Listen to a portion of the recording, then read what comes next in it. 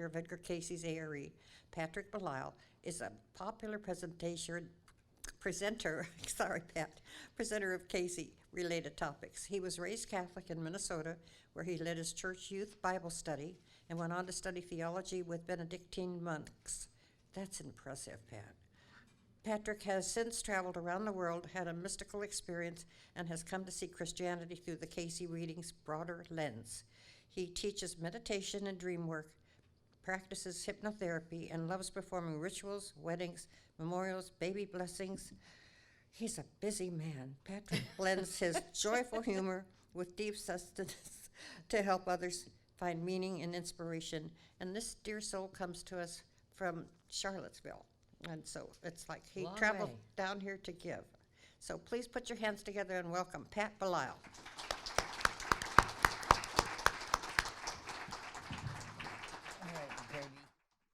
Thanks, you two. May I give you hugs, as we say? Yes, you can. If you can get Thank you for doing No, this. just kidding. Thank you. We sure appreciate it. And thank you, Dave. Can I help you out? There we go. Okay. Thank you so much for this. We're so grateful that you come down to do this. Well, it's my pleasure. Ladies and gentlemen, please give a hand to our wonderful volunteers, them and their whole cadre, without whom the Edgar Cayce Forum would not exist. So bless you for your volunteer time and efforts. We sure do appreciate it. Hi, everybody. Hi. I am so happy to be here tonight with you all and with all the people who are watching us live streamed on Facebook Live and other various means of technology. Don't you just love technology? It's really great. A lot of my family and friends from Minnesota, South Dakota, Wisconsin, that neck of the woods are watching us. I'm heading there tomorrow morning to below zero temperatures, of course. So. But lots of warm love. They give me lots of love. As the ladies mentioned in my introduction, I was raised in Minnesota and was educated by Benedictine monks at St. John's University. There's one of my college roommates that's watching on Facebook Live tonight. And we used to sit around theorizing about all this wild stuff, how the universe exists and all that. We're going to go really deep here tonight. I know you're all ready for that. You're all fans of the esoteric and Edgar Cayce and reincarnation maybe even already. But in college, especially at this Catholic college, not so much. Although I will say that it was the Benedictine monks at St. John's who first exposed me to the idea of reincarnation. They taught us about the possibility. And they said that the Catholic Church does not expressly forbid the idea or the belief in reincarnation, which I found surprising. But there it is. During my upbringing as a Catholic young man up in Minnesota, I was an altar boy till I was almost 18. Thought about being a priest. I had a very special relationship with Jesus. And I also had a girlfriend that introduced me to the charismatic movement. Anybody know about the charismatic movement, speaking in tongues and all that stuff, you know? And I saw these people just alive with the Spirit. And so they helped me see Jesus in a whole different way than my traditional Catholic upbringing. So I really felt like I had come to know and love this man and what he represented, his teachings in my life. And then at St. John's, I was, like I said, exposed to ideas like reincarnation, also some Eastern thought and people like Jung and Freud and Buddhism.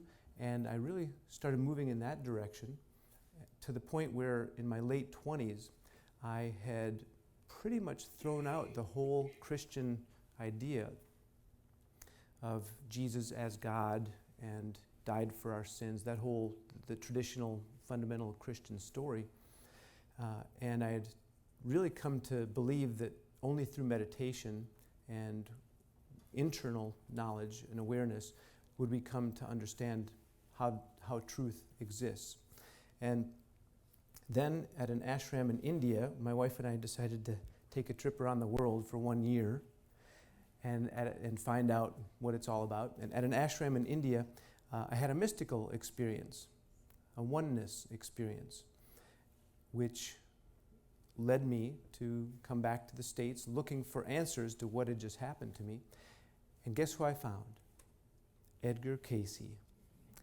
Edgar Cayce's worldview helped me make sense of that mystical experience, and unbeknownst to me, was sort of sneaking in a lot of my Christianity back into my life in whole new ways. And that's what we're going to talk about tonight, how we can all come to see Jesus in a whole new way through the eyes of the Edgar Cayce Readings. That was in 1995. I then became a counselor at ARE camp in 96, and I did that for many, many years, taught meditation to the kids and dream work. And then about 11 years ago, Kevin Tedeschi called me up and said, "Hey, I heard you love the Cayce Readings and you're a professional fundraiser. I need somebody down here to do some fundraising." And you all know the saying around here, "As the call comes, here I am, send me, use me." You can't say no when you get the call from the ARE. So I've been driving from Charlottesville to Virginia Beach every week for 11 years because I love Charlottesville too much to give it up, and I love the ARE too much to stop. So here we are. Let's talk about Jesus, shall we? And the Cayce idea of creation. I really do appreciate you all being out here tonight. Where should we start? We should start at the beginning. Our soul's journey through time. Bum, bum, bum. I know I'm going to get you all motion sick here and dizzy in just a sec. All right. Well, I'll stop that for just a minute, and I'll tell you what I want to tell you about it. So before we get into the lives of this soul we came to know as Jesus, I'm going to give you just a bit of background about how Cayce says our universe works. So, before there was a universe or time, space, there was God. God thought of this. It's called involution. That's the Cayce term for what happened in terms of creation. Nothing existed, and out of nothing came everything that we know. Everything in this universe essentially is God thought, God consciousness. You could think of it as God's dream. Okay, so that's what we all are. That's what we all live in day to day, God consciousness. The short version of that entire epic is that, according to the Cayce Readings, all souls were created at the same time, in an instant. Again, the Catholics and no Christian mainstream religions have a good answer for if the soul is immortal. The Greeks had figured this out. If the soul is immortal and goes on to life everlasting from here, there had to have been a before here. Where was it before here, before this lifetime? Immortal's immortal. Everlasting is everlasting. They don't have a good answer for that. But Cayce does. All souls were created in the beginning. Now, where it gets tricky is, where is everybody else? Like, where have we been all this time, you know? So the idea is that all these souls didn't even know that they were separate from God for millennia, eons, really. And we're just happy and content living in the Creator's love. Only through time did we discover that we had free will and could go in a different direction than other souls and God. And again, there were lots of different dimensions and lots of different systems according to Edgar Cayce. This system, and I'm getting deep here, we'll get around to Jesus eventually, I promise, but this system has 8 dimensions. This is the 3rd dimension of an 8-dimensional system. Well, how many systems are there for souls to experience? Cayce says, as many systems as there are grains of sand on the beach. That's a lot of systems. The good news is you do not have to perfect each system. So, I know, I'm like, man, I'm having a tough time with this one. How am I going to perfect all of those? I got 8 to go here. Anyway, so that's lots of choices for lots of souls. Our souls have chosen this dimension. And I'm going to tell you some stories about that in just a minute that relate to this master soul. But that's essentially it. That when our souls started coming in here, what ended up happening is we started really relating to our bodies more than our spiritual selves. This is where my Catholicism and probably a lot of your traditional Christianity helped us a lot. The idea of the soul, that you are not your body. You are a soul. If you can, just for tonight, think of a soul, a soul from creation on, looking like a bubble of light, maybe half light, half dark, maybe a little bit like yin and yang, balanced, light and dark, masculine, feminine. That's the soul, okay? We tend to think of it as a human body or in the shape of a human body, but for tonight, just think of a soul as being a little more abstract, like that. So these souls of ours were attracted to this physical universe for a lot of different reasons, one of which is because we loved sensual pleasure, according to the readings. Like you didn't know that already. But the readings say that you were attracted here because you like sensual pleasures. And again, we started relating more to our bodies than to our spiritual selves. And so the system was set up for human souls that we get a chance to make mistakes and come back over and over again without judgment, trying to figure it all out. That's the system of reincarnation. Now, Edgar Cayce, most of you know, was a pretty fundamentalist Christian in his conscious adult life. He did not believe in reincarnation. So 20 years after giving health readings, or into giving health readings, a reading came through him that talked about reincarnation as the way the universe works. He was going to stop giving readings because he thought it wasn't in the Bible. All the people whose lives he saved said, check it out, do readings on it, and you'll see, this is a gift from God. It must be true. So he did. He did all sorts of readings on himself, his family, found out about their past lives, and then guess who else Edgar Cayce loved more than anything and wanted to get readings about? Jesus is right. Grade A for the class. Nicely done. That's right. So, because Cayce thought, well, if all of us have been reincarnated, I wonder if that spirit had, that soul had. And sure enough, up to 30 times that master soul has come into the planet, according to the Cayce Readings. We're not going to cover all 30 lifetimes tonight, just the most meaningful ones, and show you how they all wrap together in the life of Jesus, and then how it's meaningful to you in your life. But that's essentially it. I just wanted to give you all that background about reincarnation, karma, grace, meeting our karma with love and forgiveness. So now you have the backdrop for why this master soul was going to come in. So, according to Edgar Cayce, Christ is not a man. Jesus was the man, Christ the messenger, Christ in all ages, Jesus in one, Joshua in another. There's a little foreshadowing. That's one of the lifetimes we'll talk about tonight. That's from Edgar Cayce reading 991-1. You can see that in the corner there. All right, some themes to watch for as we talk about all these different lifetimes of this master soul. One of my favorites is Edgar Cayce's notion that we should not think about Jesus as God.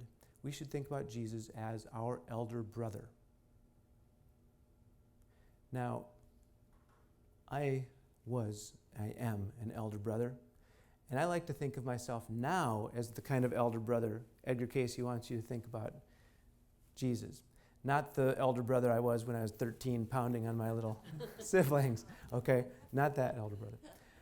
The kind of elder brother that protects you, that watches over you, that helps you with your homework, that is there for you to lean on when you need some help. That kind of elder brother. That's how we should think about Jesus. So watch that for that theme throughout the lifetimes in that kind of a role. Another lifetime or another theme that Cayce says you'll find throughout all these lifetimes is that the master soul was the scribe. Edgar Cayce says that the Bible is actually a really great story of the soul, the human soul through time, and especially the master soul. So many of the Bible stories are about this soul, and again, you'll see a lot of that and how it all ties together. But watch for the scribe. Oneness. Every time this master soul comes back into this three-dimensional plane, its message is oneness. The oneness of God, the oneness of each other, oneness. One God. Forgiveness and love. It's always a theme. Lifetime after lifetime, you'll see. And watch for these interesting, I don't really understand this part. Energetically, our souls must be called back to certain places, be drawn back. This soul comes back very often in all these Middle Eastern locations, really not far from each other. So just keep an eye on that too. It's just a fascinating. Am I going to come back to Minnesota or Virginia next life? Maybe. I don't know. Maybe. All right. And the only begotten Son of God. So begotten as in not created through copulation, shall we say. Wasn't born of woman. Okay, so you'll see that theme a little bit as well in some of these lifetimes. Not just as Jesus, who was born of woman, but some other lifetimes. All right, you ready to go? Take a deep breath.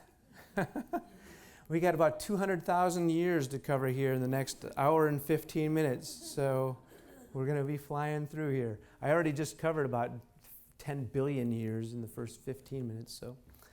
All right, thanks for sticking with me. This will be fun. All right. In the beginning was the Word, Logos. That's the Greek word for word.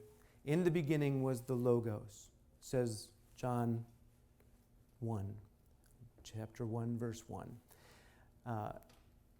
The master soul is the Logos. Edgar Cayce says that when God, remember back at the beginning of creation, even pre-creation of this universe, pre-creation, God had the thought of companionship and created what I'll call a template for all of us. The first soul, the Logos, the master soul. It's a unique, very unique position among souls, one of a kind. That is the Logos. That is the same soul we're going to be talking about from lifetime to lifetime. In Genesis, this is Genesis chapter 1, verse 26, God says, "Let us make mankind in our image." Most of us just read right past that. Who's he talking to?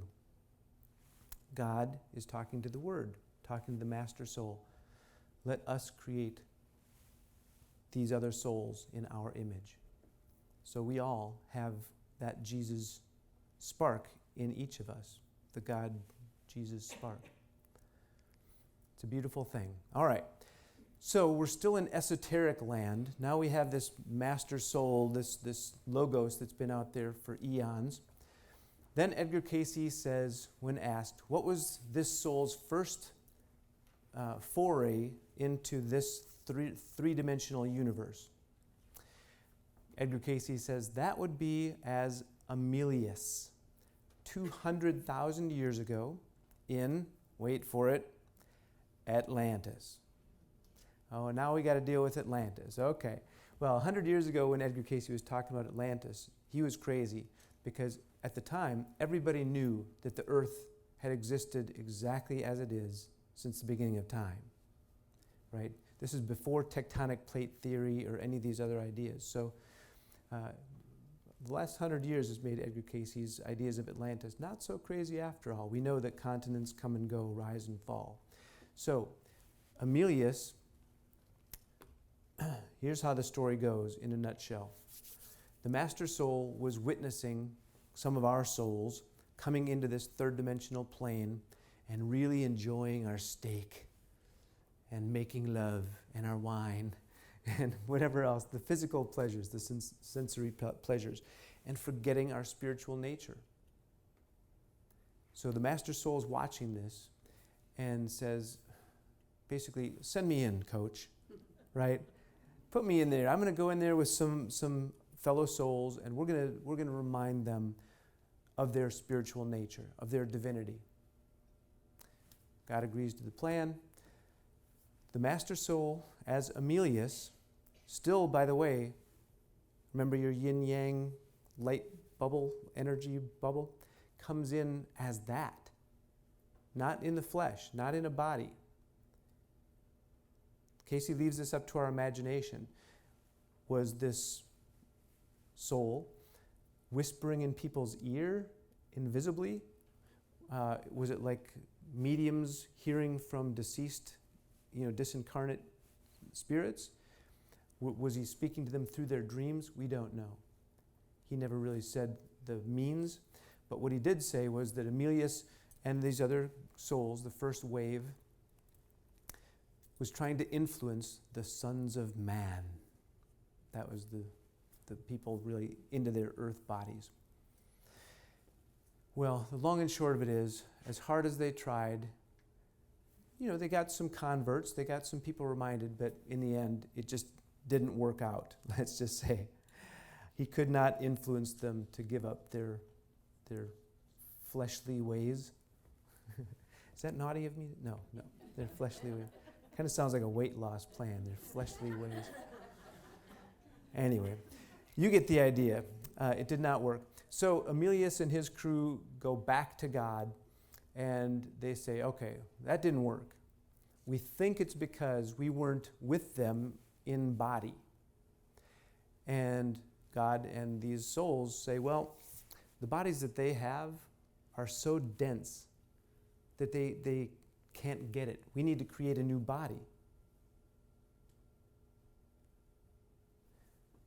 Guess what kind of body?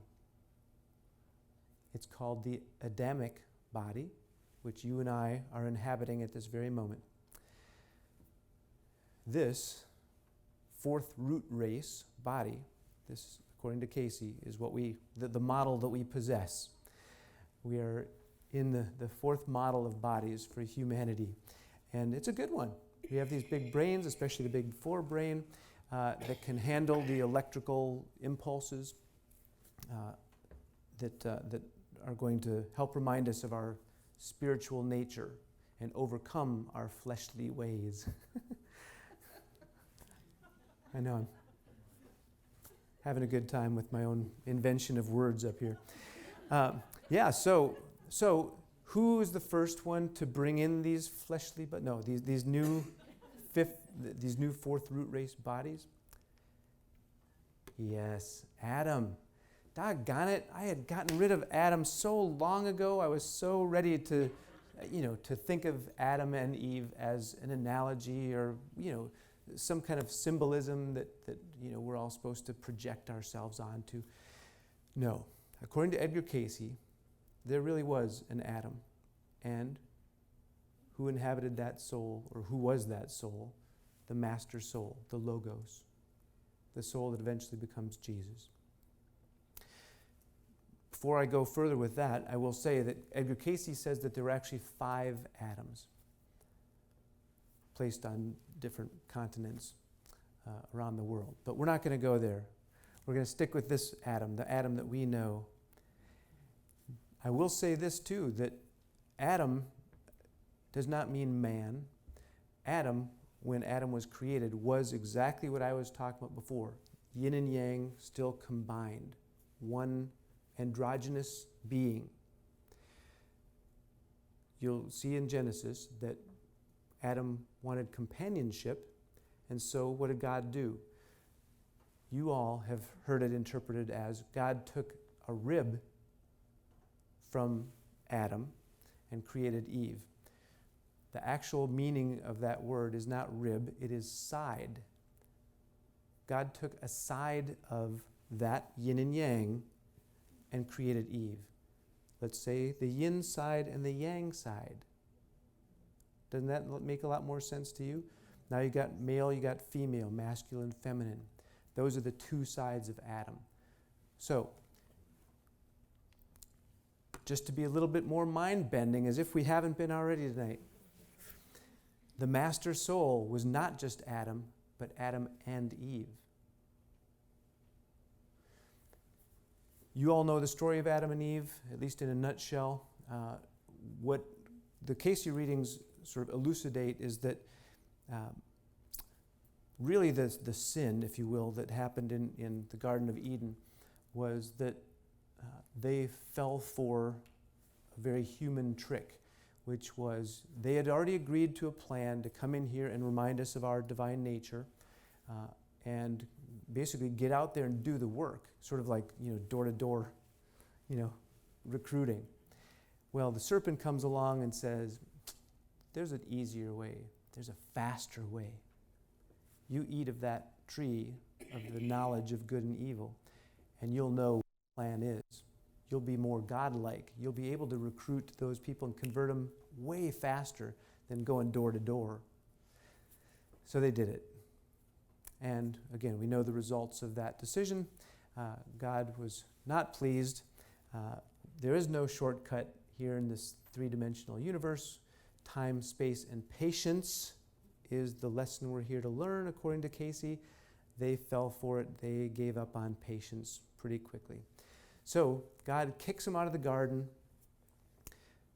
The legend is that the Garden of Eden was in the Tigris-Euphrates Valley, right, which is current-day Iraq. They were kicked out of there, and legend says that Adam went and did 40 days and 40 nights of penance, standing in the River Jordan, not far from the Dead Sea. So that's a hint. It's going to keep coming back, that place, right? But that's where Adam went after being kicked out of the Garden of Eden. It's also said that God made, because of that error, God made Adam and Eve experience death. Now remember, they weren't born of woman. There was no woman.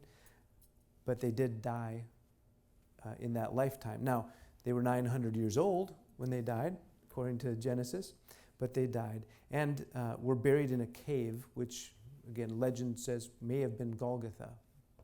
There's some evidence for that in ancient journals, but we're not going to go there either. But just interesting that these things keep coming back around to some of the same places. All right, so that's Adam and Eve. Mind stretched. Keep it stretching. The next lifetime of the master soul that Edgar Cayce talks about is Enoch and Hermes as the same person. So I'm going to talk about both of them just a little bit. First of all, anybody know who Enoch was? He's a real sort of small character, let's say, in the Old Testament. But Enoch was the great-great-great-great-grandson of Adam. So there's mind twisting again, right? So now this master soul is related to himself. Okay? So Enoch, it is said in Genesis, was born of woman and went on to become a priest in servitude to the people and pleased God very much, to the point that God took him up to heaven and raised his consciousness, let him see and experience God, in a sense, and really reunite with that oneness. Came back to the earth and preached this message of oneness, love, compassion, forgiveness. Went on to live 365 years, maybe symbolic of 365 days in the year, I don't know, but 365 years, and then guess what? Did he die? No. He was so pleased, God was so pleased with Enoch's service that once again he took him up to heaven. Did not die, was taken up to heaven in body.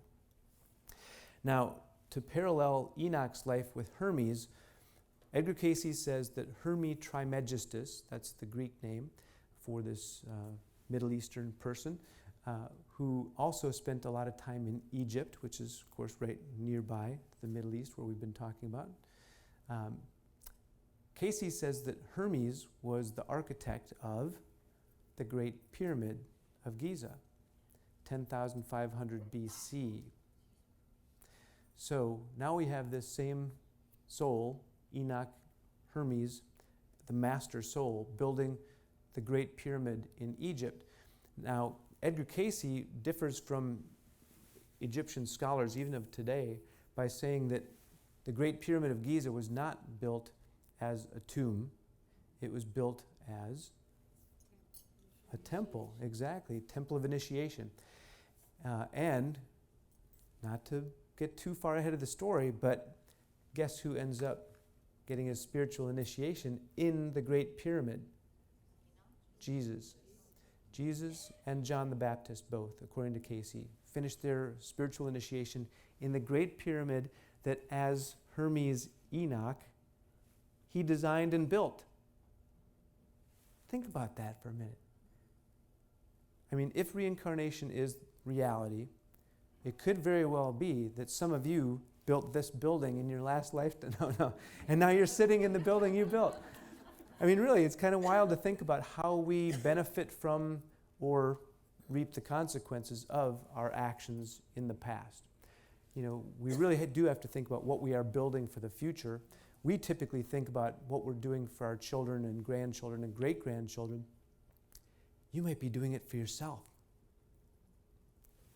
This soul benefited from this soul's work in previous lifetimes. It's a pretty wild idea, isn't it? I love that one. I thought that was great. The Bible, by the way, says that Enoch built an underground vault hiding the records of Adam. And Edgar Cayce, of course, says that Hermes built the Hall of Records under the right front paw of the Sphinx. So are they related? Is it the same? Who's to say? Bum, bum, bum. The mysteries continue. All right. Next life. Melchizedek. Say it out loud with me. Melchizedek.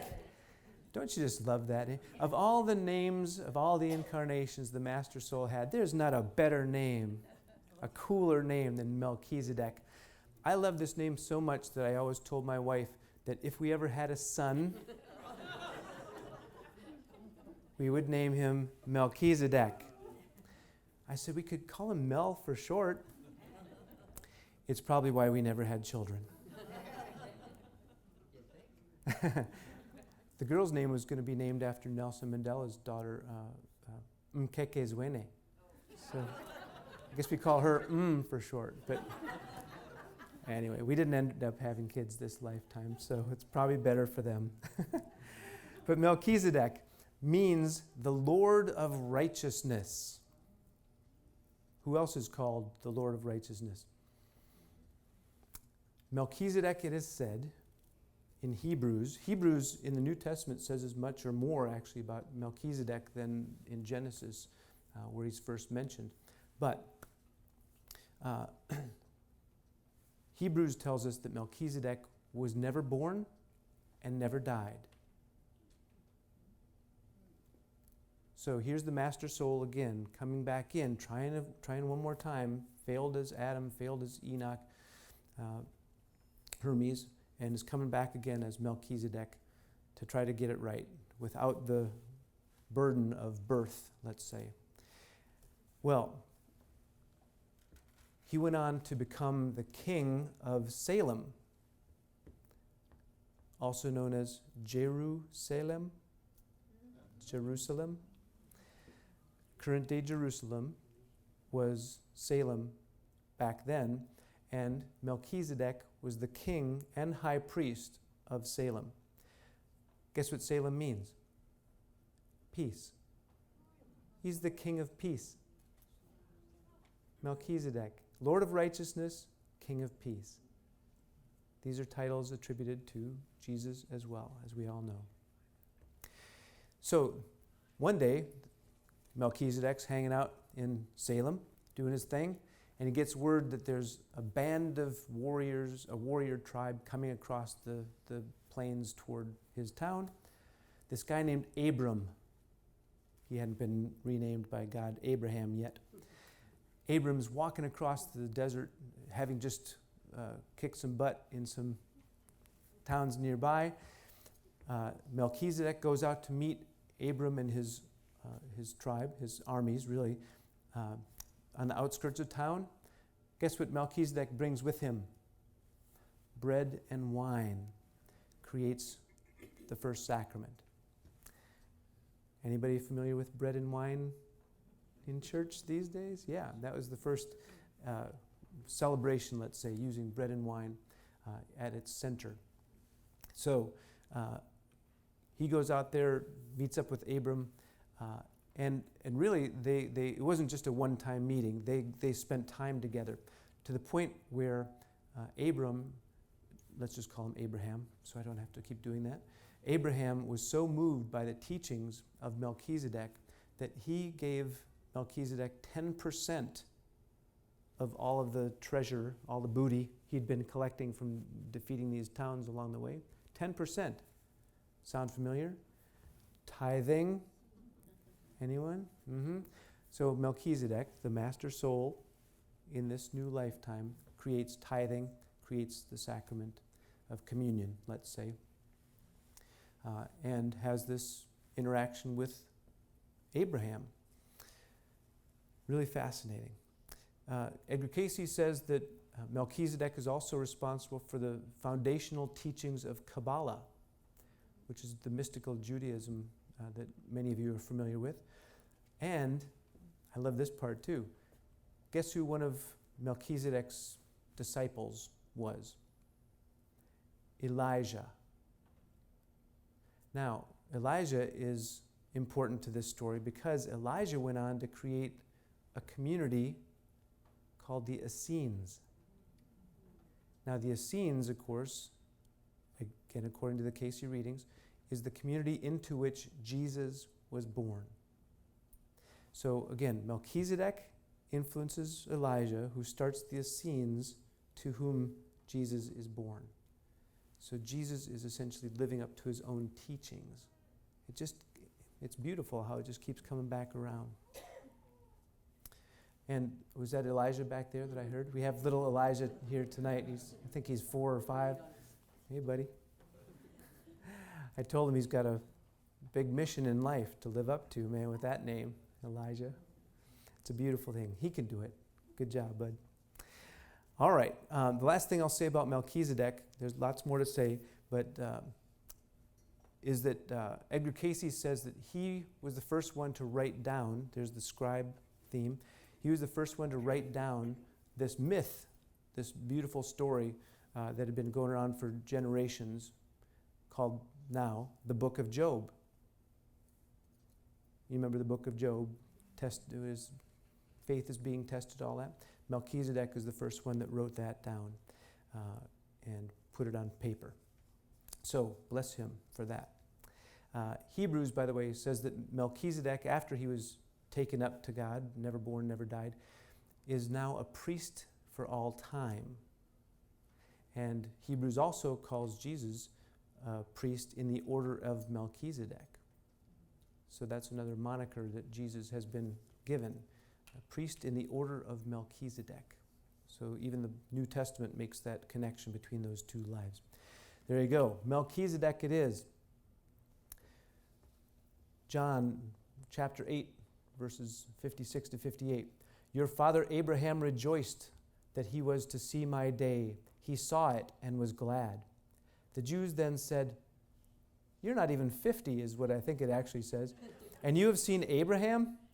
Jesus said, truly I say to you, before Abraham was, I am. Isn't that mysterious? Until you think of Jesus' soul as having been Melchizedek, then it makes a whole lot of sense. All right. Next lifetime, Joseph. Bum, bum, bum. See, they all should have their own theme music. Doggone it. You're stuck with my same bum, bum, bum. Why is it red? Oh, well, coat of many colors. Good choice. No. I wish I'd have been that smart. I should have made it like rainbow colors. No, so what happened was after this life as Melchizedek, and we people still weren't getting it. I know, we're so dense.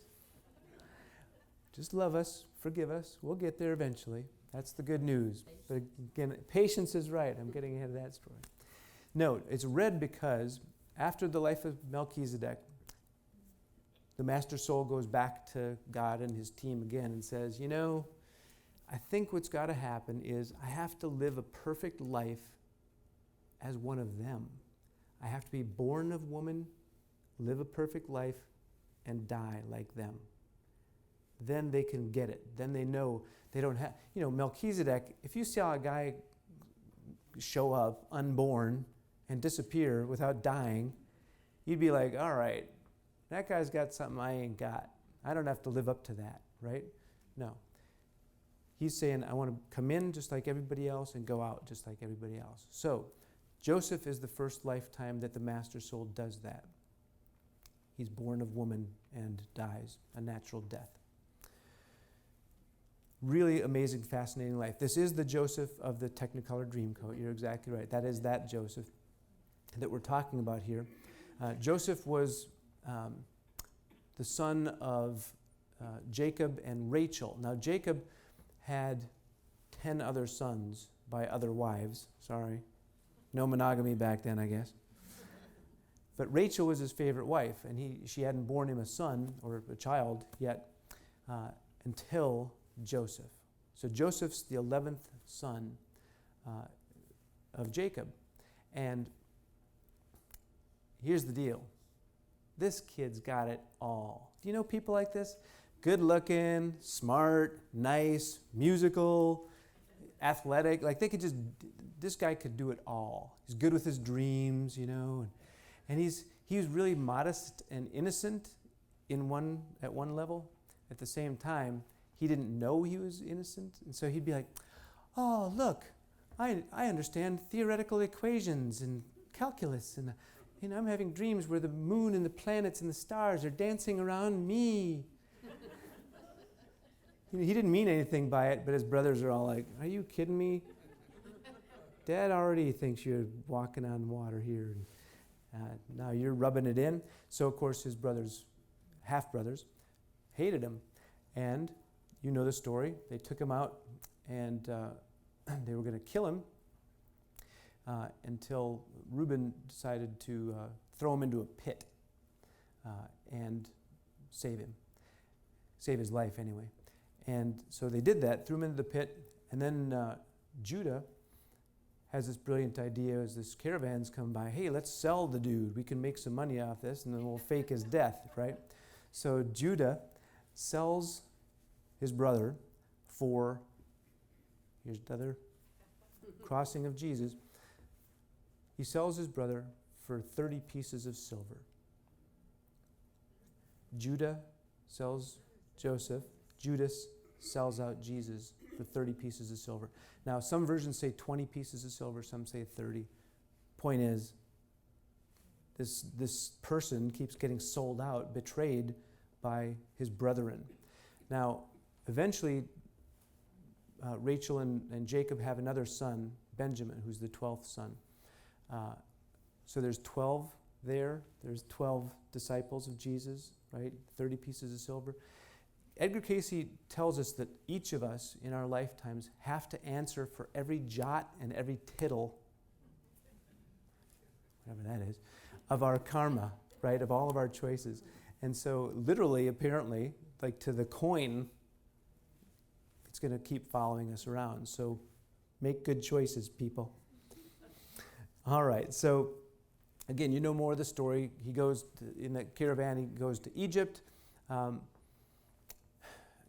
He's working for a wealthy homeowner whose wife is hot for him. He's in his late 20s. He's managing their household. She gets him in a room by himself.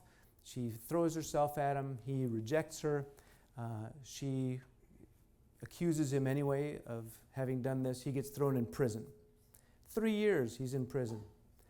Meets people in prison, who, as it turns out, he interprets their dreams for them, and they come to pass.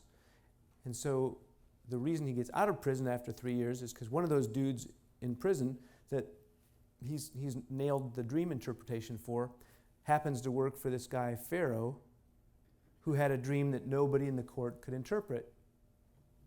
You remember this dream? And this guy says, hey, I knew a guy in prison. He was really good with dreams. Call on him. Joseph comes in. Yes, Pharaoh, that dream means that there will be 7 years of plenty, followed by 7 years of famine.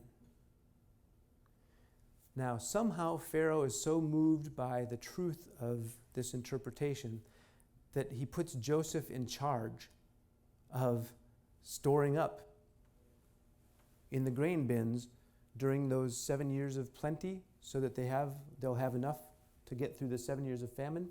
That's a pretty big job, right? Well, check this out. Joseph, aka Master Soul, Logos,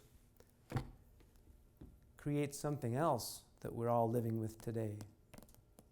How did they get the grain in the bins? He created taxes. That's right, 10%, again with the 10%. If only ours was 10%. But yeah, 10% of everything you grow for the next 7 years is coming to the Pharaoh and the royal grain bins. Joseph oversaw that process. So, you know the story again, when his brothers just up the road in the Holy Land, Judah, are on famine. They know that they have to go down to Egypt to get some food. So the brothers that had sold him out, literally, went down to Egypt to get some grain. They show up. Joseph recognizes his brothers. Brothers do not recognize him. This is where it goes wrong for the master soul. Does he forgive them? Does he treat them with love? He does not. He toys with them. Now, okay, can you understand the guy? I mean, these people just sold me out. They were going to kill me, and then they sold me. They didn't know what happened to me. And I'm like, if you're going to ever hold a grudge, that's a good time to hold a grudge, according to me. But no. He needed to forgive and was not able to immediately forgive them. And so he toyed with them a little bit. He kept one of his brothers hostage while the others went back, because he had found out about his whole brother, his full brother Benjamin, and said, "Go back bring back Benjamin and your father, and then I'll give you what you need." And so they did that, and then Joseph sort of came out to them as their brother and son, and then there was forgiveness, and the whole family ended up moving to Egypt, and life was good the rest of the way through, with a little asterisk. Along the way, Joseph married Asenath. It's unclear in the Cayce Readings whether Asenath was the other side of this twin soul that was Adam and Eve. But we do know that Asenath was the daughter of the high priest of the Sun Temple in Egypt. Okay? Keep that in mind, because a couple generations later, you may know of Pharaoh who changed everything in Egypt religion-wise. Egypt had always had multiple gods. There was one Pharaoh, Akhenaten, who said, no, there is only one God. It was Atan, the sun god, the same God that was essentially Joseph's father-in-law. It was his temple, the sun god. So did Joseph influence Akhenaten and try to bring one God to Egypt? Some say, yes, indeedy. The asterisk also, in terms of happily ever after, was that system of taxes I mentioned that worked out pretty well for Joseph and the Pharaoh didn't really work out so well for the poor people in Egypt, including the people that would become the Jews. So I told you that his whole family moved there. The next time you really see the master soul, he's born into slavery in Egypt because those taxes were a burden for a lot of people that couldn't pay them back. So back in the day, if you needed a loan or there was no bank to go to, so you say, I need to borrow some money to build a house or plant a field. Well, you'd go into debt. If you couldn't pay that debt, they didn't take your house. They took you or your children, and you became a slave until you paid off that debt. So generations went by, and by that time, the Jews, among others, were slaves in Egypt. So that was the life of Joseph. Guess who comes next? Born into slavery, the master soul comes in as Joshua. Born into slavery in Egypt. We first see Joshua well into Moses' tenure when he's scrambling out into the countryside, getting the Israelites out of Egypt. Moses goes to the people and says, we need some leaders to be at the forefront because we're going out into unfriendly territory here. These people are not just going to open their doors to us when we're coming through. Who should we send? And the people said, Joshua, among others. So Joshua was thought of at the time as a high priest more than a warrior. But of course, we know that he became the main warrior for the Israelites on their journey. Now, many of you don't know that the original party, which included Joshua, going out looking for a new homeland for the Israelites, found it pretty quickly. Came back and said, hey, found it right over here. It's pretty awesome. Noah's like, yeah, I'm not so sure. I don't think so. Let's keep wandering. Because of that choice where Moses did not trust God through Joshua, God said, Moses, you are never going to see the promised land. You're never going to get in to the promised land. Because you doubted my guide, my servant Joshua. So, that is Joshua. Now, you know the story again, the Jews were led all through that 40 years of wilderness. When Joshua finally did lead them in after kicking butt in all these places all over the Middle East, when he finally did lead the Jews into the promised land, he was performing miracles, stopping the sun in its track and the moon, also stopping the flow of the Jordan River, River Jordan, right by where it meets the Dead Sea. So the Jews were just able to walk across where there would have been a river into the Holy Land with Joshua. Now, one of the famous stories from Joshua's warrior days, which ended up coming back to bite Jesus in the butt, as it were, was that Joshua's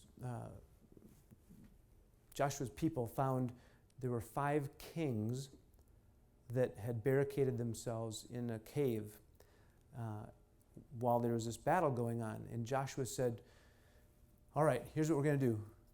You guys roll a huge stone in front of that cave and block them in there until we can finish this battle and come back for them.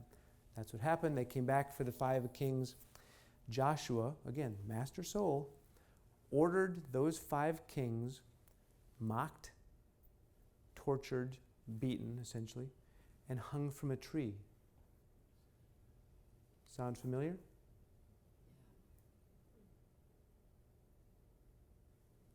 Tortured, beaten, mocked, hung from a tree, and then taken down at sunset.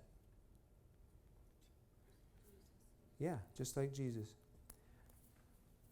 So was Jesus in the Garden of Gethsemane aware of his past life as Joshua and knowing that his karmic destiny, his repayment, if karma is real, and this idea of karma being that we have to experience what we've given to other people, whether that's pain or joy or love. As Joshua, he really did a lot of violence. Did that mean that in that life before Jesus could return to God, return to the Creator, he had to experience that violence on the other side and this time meet it with love and forgiveness? I think so. Many of Jesus' miracles, healings that he performed in the New Testament, were at the same sites as Joshua's battles. So Joshua did some nasty things here. Jesus came, brought some love and healing. Joshua did some nasty things here. Jesus brought some love and healing. So it's really, Joshua's lifetime really has a ton of parallels to Jesus, to the point where I'm going to read this reading. Edgar Cayce reading 3409-1. Joshua and Jesus were much alike, not as combative, but in spirit and in purpose, in ideals. These were one. So Joshua was really answering the call of the people. He was called to serve the Israelites. Even though he didn't necessarily want that job, he said yes to the call when it came, just like Jesus. Thus, this is back to the Cayce reading, thus you may use Jesus, the master soul, as your spiritual ideal in the present, and find new meaning by studying and paralleling the lives of Jesus and Joshua. I thought that was fascinating. Also, Joshua's parting words, as some of you may know, as for me and my house, we will serve the Lord. That's a symbol of essentially aligning your own ego, your own will, with the will of God. It's not about me. I'm not going to do it my way for my own self or my family. Whatever the call is, I'm going to answer the call and serve the people, oneness, higher purpose. Edgar Cayce says that Joshua wrote the first 5 books of the Bible, plus the book of Joshua, except his son Aaron completed that last part when he said it on his deathbed, But the first 5 books of the Bible plus Joshua were written by the master soul as Joshua. Wow, that's a big one. Y'all still with me? Y'all doing good? All right. I hear minds expanding and bubbling and gears turning. All right, you're all good. Thank you. All right, we've got a few more lifetimes to go here, and then, we got about half an hour left. I'm going to take a couple questions and answers at the end, but I really want to bring it to a close in half an hour with making it practical for you and why any of this stuff matters in your own life and what it's trying to teach us through the Cayce readings about how we can live our own lives and reunite with the Creator ourselves. So, we'll finish up with the lives of Jesus here. A few more to go. Asaph. Again, one of those sort of side characters in the Bible. Who was Asaph? What's that? Oh, that was a rhetorical question, but I got answers back. Asaph was a poet, musician, high priest for some guy named David, King David in the end. And then Solomon as well. After he served David so well that when Solomon became king and built this amazing temple, Asaph was the guy he wanted in charge of running the temple, music-wise, ceremony-wise, the whole deal. Apparently Asaph was fantastic at all that pomp and circumstance and music. So Asaph loved the temple. By the way, anybody familiar with the Society of Asaph, even existing today? It used to be known as the Sons of Asaph, but they changed it to the Society of Asaph. It's musicians. It's a music society. So thousands of years later, we still have a Society of Asaph. So Edgar Cayce says that Asaph also wrote some of the Psalms. King David, of course, is attributed most of them, but there's Asaph with David writing these Psalms. So let's see. I think that's all I better say about Asaph because I want to get through all these. Just a fascinating guy. So the deep emotional, spiritual connection to the temple, right? That's in Jerusalem. So this was all back in that same Holy Land area. All right. So what happens at the end of Asaph's reign? we're back to the Iraqis. Those Babylonians swoop down into Jerusalem and defeat the Israelites, take them into captivity. It's the period known as the Babylonian captivity. They go up to Babylon for a couple generations, where this next guy, Jeshua, is born. This is, again, the master soul. Another lifetime of the master soul. This time in Babylon, but born to the Jewish people. Quick little side trip. The name Jeshua, Aramaic. The same name in Hebrew, Joshua. What do you think that name might be in Greek? Jesus. That's right. Joshua, Jeshua, and Jesus, all the same name. Now, Edgar Cayce has a lot to say about the power and vibration of our names, right? If you want to change your name, you'll change your personality. I should have said it that way. If you want to change your personality or your circumstances, change your name. You're going to attract a whole different thing, right? Rainbow Penelope. I'm just kidding. Michael. I mean, names really do attract certain vibrations and put out certain vibrations. So, do you all know Cheryl Bernath here in town? She named her son Jeshua. No pressure, A lot of Hispanics, as you know, name their kids Jesus too, Jesus, right? I always think, thank God I didn't get that name. That's a lot to live up to. Eliza's hard enough. Joseph is my middle name, hard enough to live up to. Anyway, here we are with Jeshua. So Jeshua is born to the Jews in the Babylonian captivity. Thank God for women. That's all I'm going to say. The wife of the Persian king who defeats the Babylonians has a dream and says, hubby, I had a dream that you need to set the Jewish people free and let them go back to Judea, their homeland. And God bless him, because he says, yeah, okay. You had a dream, good enough for me. You can go back to your homeland. So Jeshua, along with the rest of the Israelites, leave Babylon, go back to Jerusalem. Guess what? The first thing he does is rebuild the temple. Asaph's temple. Asaph is in love with that temple. Here's Jeshua, rebuild the temple. Now remember Jesus talking about that same temple? Building that temple up and tearing that temple down. And that's his temple. Again, he's got a lot of history there. That soul has that history with that spot.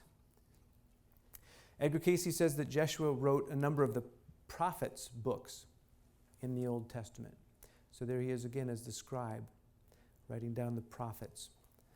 All right, I'm going to scoot past Jeshua. Now, this is the first time we've sort of gone back in time a little bit. The rest of these were chronological. This next lifetime as Zend, Z-E-N-D, no, you will not find Zend in your New or Old Testament, but I'll explain where Zend fits into this whole thing. You're going to go back a couple generations to Persia, current-day Iran. Now, some of you guys know this story that Edgar Cayce tells about the land of hills and plains. Y'all know that story? So Edgar Cayce himself had a lifetime as a guy named Yult. Yult was a healer and created this community, the valley, or the city of hills and plains, in Persia. Well, Yult had a son, Zend. Now think about that. Edgar Cayce's soul becomes the father of the master soul. Edgar Cayce, as we know, loved Jesus, read the Bible through 1 year for every year of his life, devoted Christian. Between that reading and another where Edgar Cayce's own past life reading said that he was also Lucius of Cyrene, who helped write the Gospel of Luke. So lots of reasons to be connected to this master soul for Edgar Cayce. But right now we're talking about Yult and Zend. So Yult has this kid, Zend, who becomes this really amazing spiritual teacher. Well, why haven't we heard of him? You have. Zend has a son, Zarathustra, or Zoroaster. Zoroaster becomes the famous teacher, espousing his father's teachings, essentially, and calls the written teachings of the book of Zend. So that's the divine sacred scriptures of Zoroastrianism, is the book of Zend, which is the master soul. Guess what they teach? Oneness of God, compassion, love, and forgiveness. The same lessons that we're getting in the Judeo-Christian Gospels and documents, they have in the book of Zend. So it's a really beautiful thing how it all ties together. All right. You guys are doing great. All right, so I'm coming back over to the Middle East again. So I mentioned before that Melchizedek taught Elijah, who then started the community called the Essenes. Now, the Essenes means the expectant ones. What were they expecting? The Messiah. That's right, the return of the master soul. So they had very rigorous and rigid standards of diet and lifestyle, keeping themselves pure and really expectant for this master soul to come back in and teach the world. Edgar Cayce, in his readings in the 1930s, was talking about the Essenes and who was Jesus' teacher within the Essene community. Do you remember this? Judy. Very good. You guys are good. Judy. Now this, in 1930s, before anybody knew anything about the Essenes, because, well, I don't want to get ahead. They didn't know anything about the Essene community, but what they did know is Jewish tradition, the scholars, that is.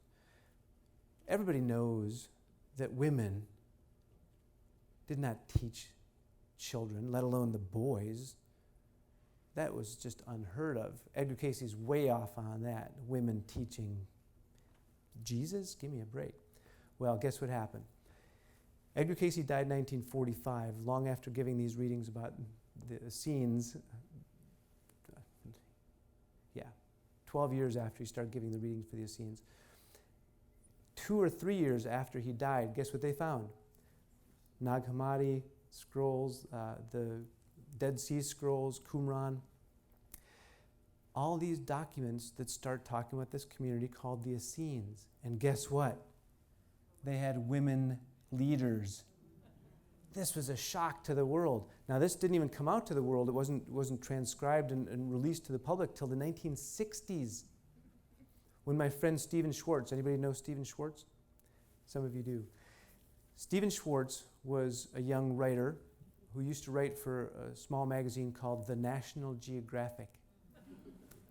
He'd been given an assignment to go over to Israel and get the first translations of these Dead Sea Scrolls. And they talk about women leaders in the Essenes. So Stephen's confiding in a friend that he got this assignment. This friend was a Cayce fan and said, Edgar Cayce said that 30 years ago. Stephen's like, no, you don't understand. Nobody knows this. I'm telling you, Stephen, Cayce said it 30 years ago. So Stephen came to Virginia Beach. This is before internet and all that stuff. You had to actually come here to look at the readings. Opened it up, 33,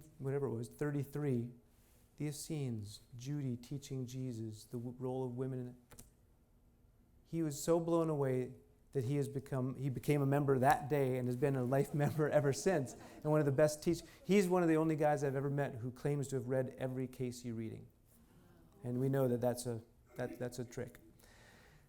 So, that's all a result of the Essenes and their role of women. You all know about Jesus' birth. What you might not know is that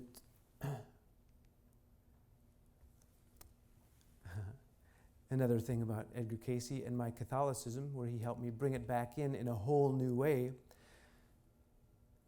Guess who else shows up? The other half of the master soul. as Mother Mary. His mother, Mary, is, according to Cayce, the other half of the master soul. Now, as a Catholic boy, I was taught to pray the rosary and to send prayer up through Mary to God in the same way we did through Jesus to God. And according to Mr. Cayce, for good reason, they are the twin soul. They are the master soul, Jesus and Mary. She the divine feminine, he the divine masculine.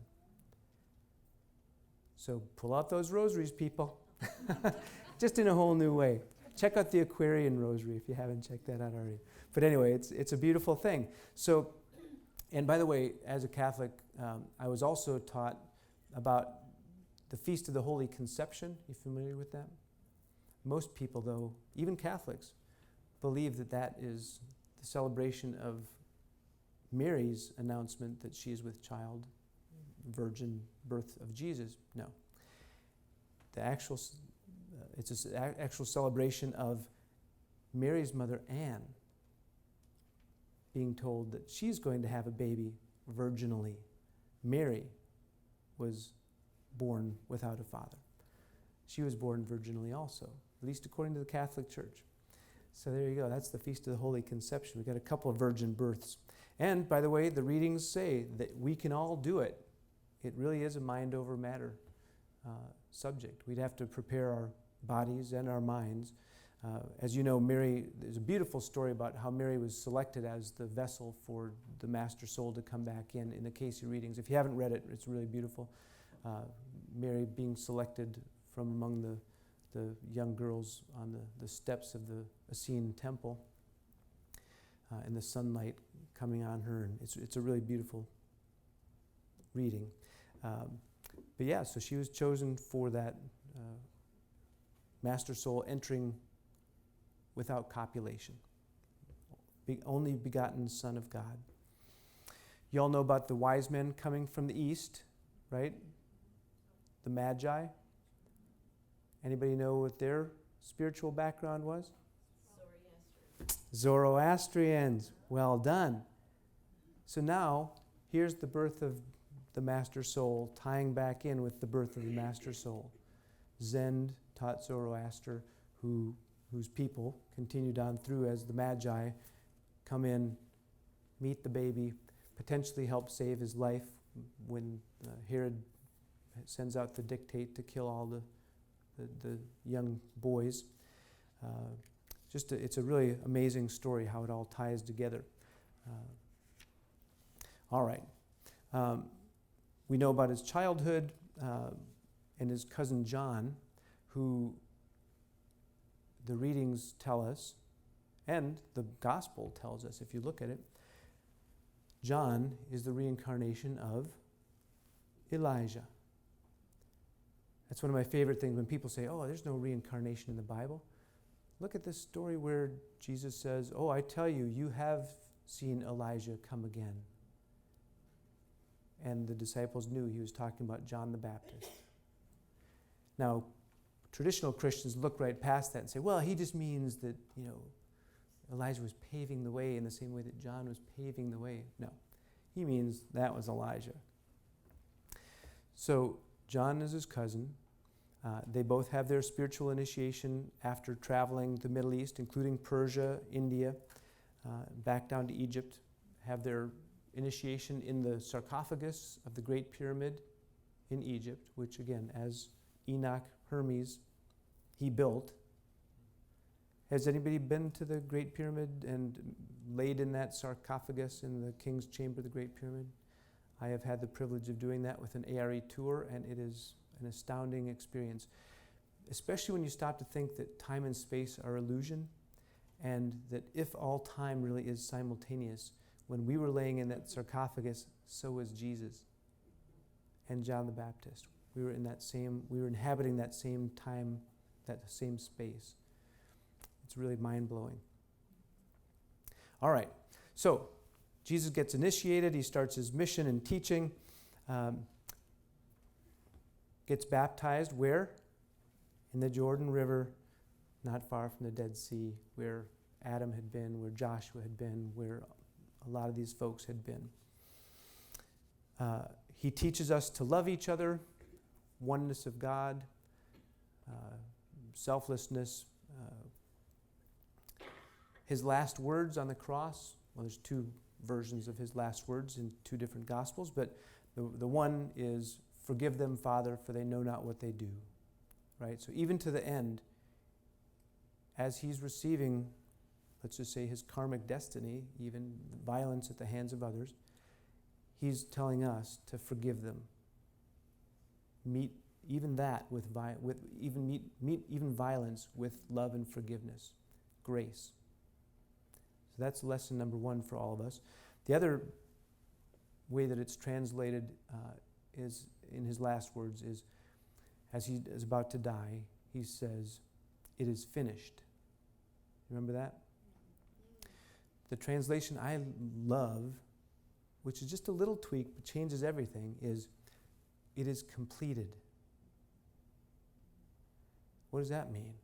It means I came back, born of a woman, lived a perfect life, healing, meeting violence with grace and forgiveness and love, and I'm dying to my bodily flesh, my fleshiness.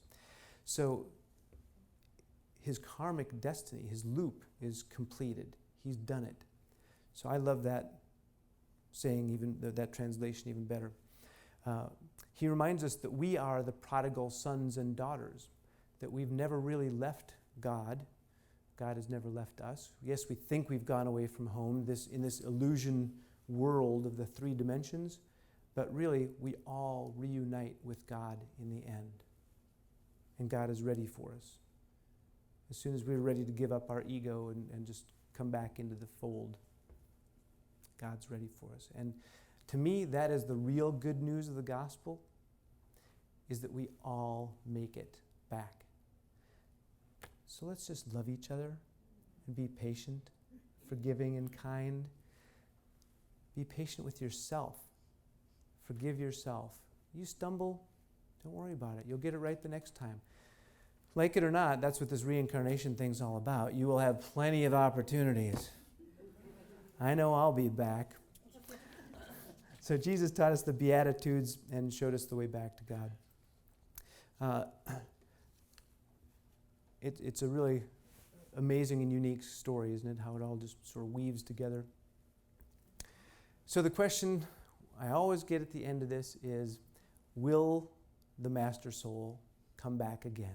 I say she, he, come back again. Of course, Edgar Cayce was asked that in a reading, and the answer is yes. When is the question? There's one reading that sort of alludes to this date of 1998. Y'all are familiar with this period in the Cayce Readings, 1958 to 1998, and the massive changes that we went through as just even culturally from 58 to 98. Well, if you happen to know any young men or women that are turning 20 this year, maybe you've already met the master soul come back again. Anybody familiar with the boy Buddha over in I guess it's northern India, Nepal area? There's a Buddha over there that may be the master soul come again. Just be on the lookout, because hey, that person might be in the room, for crying out loud. You might be the master soul come back again. Yes, master soul will come back again in this period. And, of course, it's known that the master soul will come again and help usher in the 1,000 years of peace. Remember this in Revelation, that where Satan will be bound for 1,000 years and peace and love and joy shall reign. As John Van Auken says, put it deep in your hearts right now to be here during that 1,000 years of peace. You all have worked very hard to get a little bit of peace in this lifetime. Be here for 1,000 years of peace. And you'll be right there with the master soul. All right. this last little bit here, we've got a few minutes left. It's 9 o'clock. We got till 9:15. I'm going to go about 6 minutes here and take a couple questions, and we'll give hugs and love. All right, why Jesus matters. Okay, so Jesus had all these past lives. Who cares? What does it teach us? What do we take away from this? How can I apply any of it in my life? Well, it matters because that master soul showed us the path back to the Creator. Take a deep breath and just give some gratitude that we have a roadmap, okay? What does the roadmap tell us? To put it simply, our job, moment by moment, day by day, is to align our personal will with the higher will. Well, that's easy to say. How do you do it? Well, this is where the Edgar Cayce readings are so helpful. How many of you are members of a study group, a Search for God study group, a Cayce study group? If you're not, I really, really want to encourage you to join one, because this is the best way to do the stuff that I'm talking about here, to really do it in your life. Okay, how to do it? How can we align our will with God's? Number one, the readings say, the most important thing any of us can do in a lifetime is to consciously set our spiritual ideal. It could be Jesus, it could be love, it could be truth or beauty. It almost doesn't matter. It's something that you're never going to reach, but it's something that directs you or guides you, just like the North Star. So for me, my personal spiritual ideal is love. The people that I hang out with, I get to use love as a touchstone. Are they leading me toward love or away from love? If they're mean and gossipy and backbiting and blah, that is not love. So I will love them momentarily, and then I will move away from them toward more loving people. Work-wise, I was raising money for the UVA, University of Virginia Children's Hospital in Charlottesville. Pretty loving thing to do, maybe, I guess. But then I get the call to work here, and I walk in that front door, and what's right above the door? The stated purpose of this organization: to manifest the love of God and mankind. Now, if I'm really going to live up to my spiritual ideal, how could I not come to work for a place that's looking to manifest love, right? So having your spiritual ideal day by day helps you make real life decisions moving toward that. Now, it's not always going to be a straight line, but like a North Star, it'll help guide you as you go. So set your spiritual ideal. Number two, you attune to that ideal through prayer and meditation. So Cayce's idea of meditation is you sit quietly, bring to mind your spiritual ideal, love in my case, and you just sit with that word, let the word transfer into a concept, and then that concept into a feeling. So now you're just sitting with the vibration, if you will, of love, and you attune to it, just like a musical instrument. Now we're in the world of vibration. Now I'm looking to resonate with the vibration of love, so that ideally a person that you meet on the street, you will, without them saying a word, you will get a feeling from them. Wow, this is a loving person. I mean, I hope you would get that feeling from me. I don't know, but this person is all about love or truth. Gandhi's spiritual ideal was truth. He did experiments in his physical life, what made him feel better and what worked and what didn't work. In political life, in spiritual life, he was all about truth. A lot of lawyers are all about truth, by the way. Beauty is also another very legitimate. So, the idea is in meditation and prayer, attune to your spiritual ideal. That's a very real way to live up to your ideal and align your will with God's. We get messages from our dreams and meditation. So you all know that Edgar Cayce is a huge fan of dreams especially, and meditation, and says that yes, you are your own best psychic, and the psychic language that you need to all be familiar with is dream language, symbolism of your dreams. You're getting messages every night about your health, relationships, work, etc. If you're not listening to your dreams, you're missing out on a lot of your own guidance. about how to live up to aligning your will with God's will.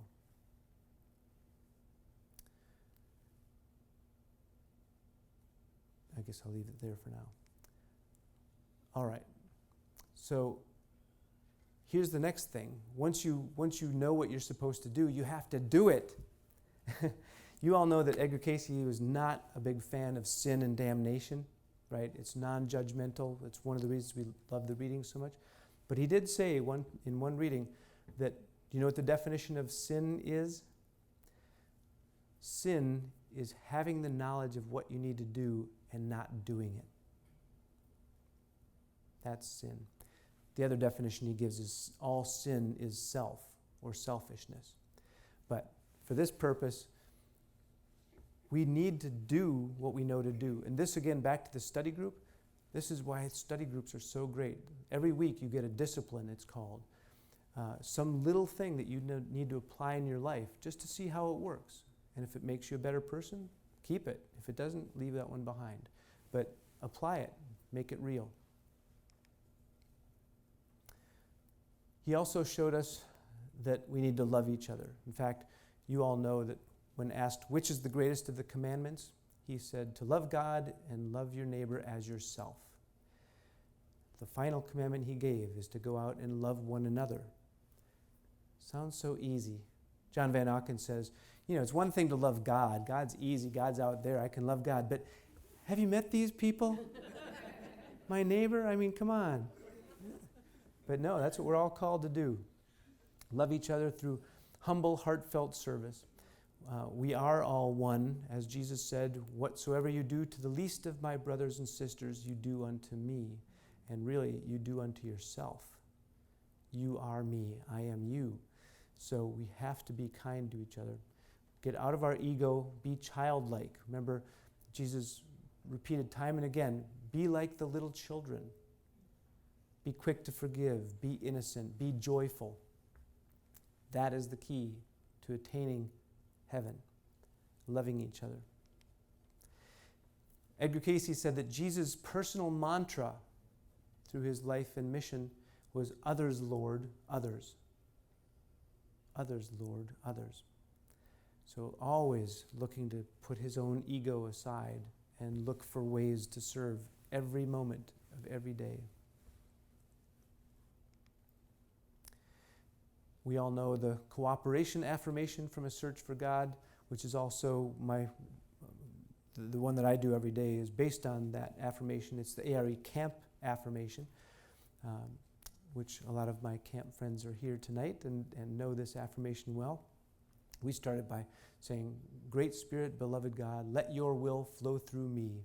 Let me ever be a channel of blessings today, now, to those that I contact in every way. And as the call comes, here I am. Let me serve with joy. Just as simple as that. I say that multiple times every day. Just same thing. Try to get my ego out of the way and let that higher will flow through.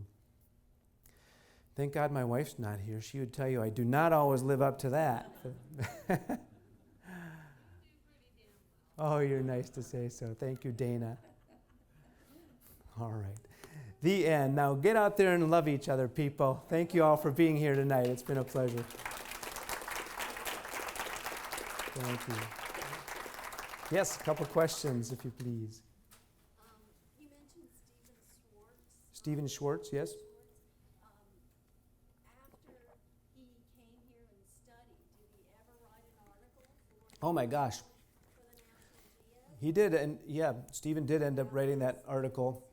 I think he'd written the article and then he came to Virginia Beach. So the article itself didn't talk about Edgar Cayce. But Stephen has been prolific. It was in the 1960s, I know, but I don't know what date. But yeah, and then Stephen went on to become really one of our most in-depth Cayce scholars. He's done a number of conferences here, written books. He was famous in the 80s for doing studies on psychics, specifically remote viewers, and found the Lighthouse of Alexandria underwater using psychic remote viewers. He's a wild guy. He guest hosted the Merv Griffin show back in the day. He had like a Forrest Gump kind of life. But he had done all these tests on psychics and showed that it worked in every situation, including, Faraday cages that block outside waves and all. Well, the skeptics said, well, there's still a wave that you haven't blocked out. The only way you can do it is, 1.5 miles underwater, And so he ended up contracting a submarine through the U.S. government, got some remote viewers on the submarine, went out into the water 1.5 miles down, tested the remote viewers, and they had success. So that's the kind of guy Stephen Schwartz is. He is a truth seeker, that guy. Amazing. Yes? What is a soul? What is a spirit? What is a soul? What is a spirit? I don't know that there's a whole lot of difference, to be honest with you. I suppose, to me, a soul is that united entity, that's us, that core identification of whatever us is, that consciousness, that God spark. And I suppose a spirit might be, like after I die outside of this body, my spirit has more of the manifestation of Patrick Belisle than just the soul, the deeper soul part of it. You know what I mean? Like we're still in time and space as a spirit, whereas our soul is sort of outside of that as a timeless entity. That's how I would think of it. A soul is the thing that cannot be changed. Spirit can, sort of be affected by personality and time and space, if I had to define it. Yes? So I know you only showed some of Jesus' past lives here, but do we know about any that where he showed up as female? Well, Eve, he was female. It was female, and maybe as Asenath, and then as Mary, all female, as the master soul. Okay. Mm-hmm. And Carrie, you had a question before too? I had, yes. What about Rama? Can you talk a little bit? What did Cayce say about it? Yeah, so Edgar Cayce also said that, made allusions, allusions, to the fact that the master soul may have been Rama, who is very important in the Vedanta or Hindu spiritual traditions, and also potentially Buddha. The reading sort of alludes to the fact that they shared the same consciousness. Whether it was the same soul, spirit, or ideas, it's not clear. Nobody ever followed up with that. But Joni, and then there was one back here too, somewhere, yeah. And then up here in the front, sorry. Through these different lifetimes, is there any indication that each next incarnation was aware either of the previous ones or at least of their mission for that lifetime? Were they conscious of? So the question is, in any of these lifetimes, was that personality, let's say, familiar with former personalities? Did Melchizedek know he had been Adam or whatever, these kind of... Or did they at least know this is my mission? It was always the same mission. I don't know that for sure. And I don't think I found anything in the readings about it or this book. By the way, I meant to mention that this is the main book that I use in my talk. This is Edgar Cayce's Past Lives of Jesus by Glenn Sanderfer, who coincidentally was the director of development for the ARE before me. So the fact that we're both attracted to these subjects is something else. But anyway, this is a great book. And he doesn't allude to that, Joni, so I don't really know the answer to that. When he's in the Garden of Gethsemane, sort of knowing what's coming, Jesus, I assume that absolutely he's familiar with his lifetime, at least as Joshua, and he was familiar with his mission in terms of trying to, let this cup pass from me. Please, God, I know I did all that stuff back then, but please don't let me be on this other side of it. Let that pass from me. And remember, he was sweating blood, the gospel says. So I think he probably was keenly aware. That's my own. If we can do past life regressions in this day and age, I'm guessing that those spiritual initiations, they were doing that and then some. There was you and then you. That's right. Yep. Yes, sir. I wanted to make a comment. There's actually a site called the Zen site. The Zen site? The Zen site, like Z-E-N. Oh, Zen. Yeah, Uh-huh. so basically it shows Buddha sayings Uh-huh. and Jesus sayings. Oh, yeah. Identical. Yeah. I mean, I believe Jesus. Very good. He's saying, I'm repeating for the folks that can't hear you, Zen site, where they compare Buddhist sayings to Jesus sayings, and a lot of them are identical. And you all know that some of these gospels that they came up with in the Dead Sea Scrolls and the rest of it, like the Gospel of Thomas, for instance, same thing. A lot of those are very obviously influenced by the East, let's say. Not necessarily Buddhist, but Hindu, all the world religions. Was there one more question? Or? Yeah. My question is, do you know anything about the Cathars? And if so, what's your viewpoint on them? The Cathars? I think I was one. I had a past life regression. One of my first regressions I did here at the ARE was as a crusader. But there's plenty to say about it in the readings, but I'm going to keep it on Jesus because we only have about 4 more minutes. So I'm going to thank you for. We need to wrap it up, Lindy says. Okay, so the last thing I will say then before saying goodnight is that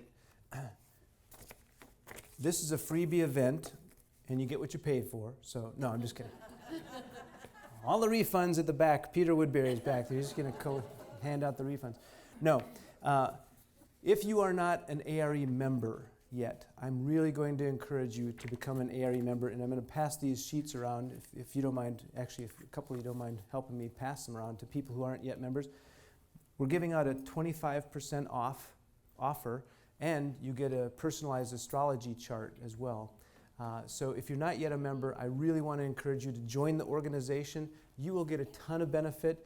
You help keep the lights on here and help this beautiful community to survive and thrive. I really do love each one of you in some very, very real ways, and I so appreciate you being out here tonight. Thanks again for having me. All right.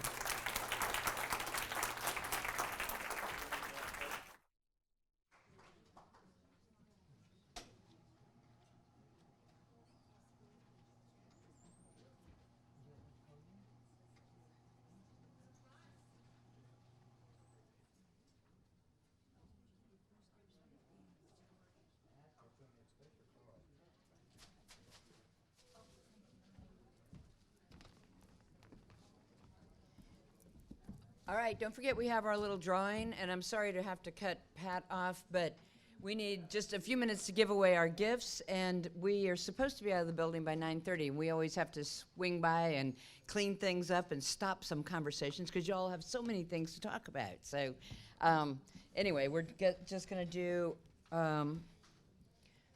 our couple drawings with our books, and I could have listened to Pat all night. Wasn't that